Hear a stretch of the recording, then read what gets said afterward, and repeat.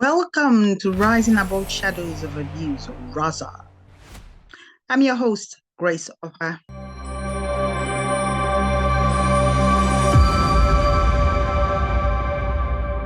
Today on World News, I'll be looking at different stories from America to Australia to the UK and so forth. I hope you've all had a wonderful week. Mirror News by Charlie Jones.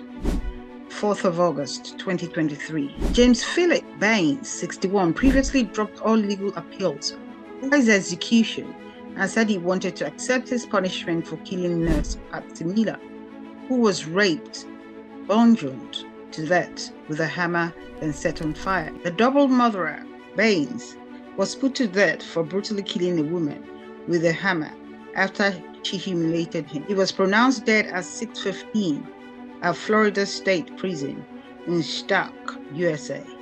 He was convicted of the 1997 strangulation of his wife and killing another woman years earlier. The Florida Department of Corrections said Baines declined to request the meal, Fox News reports. Under Florida law, inmates are allowed to request a last meal that must be purchased locally and cost no more than $3. He previously dropped all legal appeals and said he wanted to accept his punishment.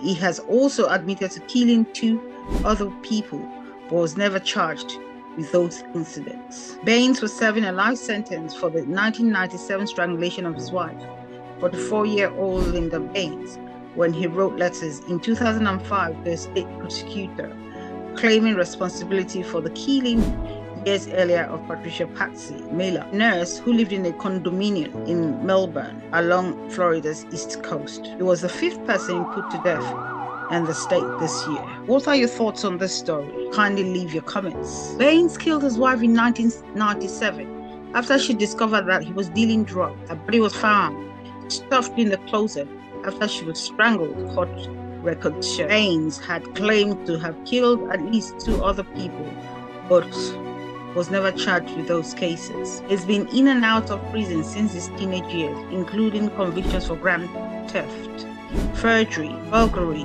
and trafficking in stolen property. In the Miller case, state lawyers appointed to represent Baines filed initial appeals, including one that led to mental competency evaluations. 2 doctors found that Baines had symptoms of personality disorder with borderline antisocial and psychopathic features. However, they pronounced him competent to understand his legal situation and plead guilty, and his convictions and death sentence were upheld. After Governor Ron DeSantis signed his death warrant in June, a Brevard County judge granted Baines' motion to drop all appeals involving mitigating evidence such as his mental condition, and said that he wanted to accept responsibility for his actions and to proceed to execution his death without any delay, court's records show. The Florida Supreme Court accepted the Brevard County ruling, noting last week that no other motion seeking the stay of execution for Baines had been filed in state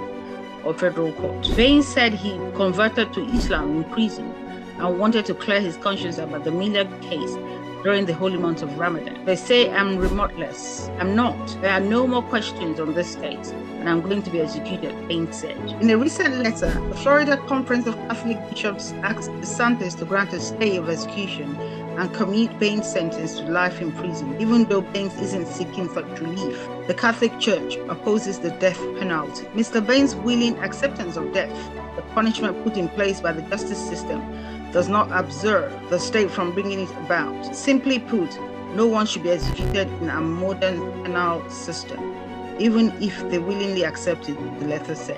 What are your thoughts about this? Kindly leave your comments. Thank you.